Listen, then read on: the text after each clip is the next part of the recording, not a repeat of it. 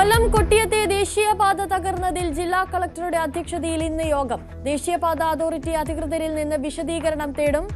NHAI വിദഗ്ധ സംഘം സ്ഥലം സന്ദർശിക്കും.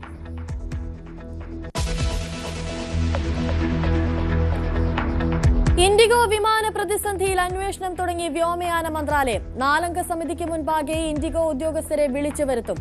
ഇന്നും വിമാന സർവീസുകൾ മുടങ്ങും.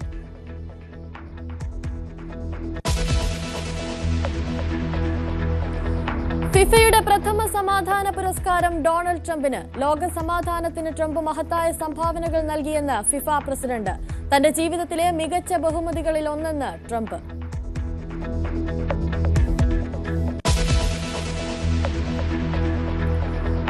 ഇന്ത്യ ദക്ഷിണാഫ്രിക്ക 3-ാം ഏകദിനം ഇന്ന്. മത്സരം ഉച്ചയ്ക്ക് 1:30 വിശാഖപട്ടണത്ത്. ഇരു ടീമുകൾക്കും നിർണായകം.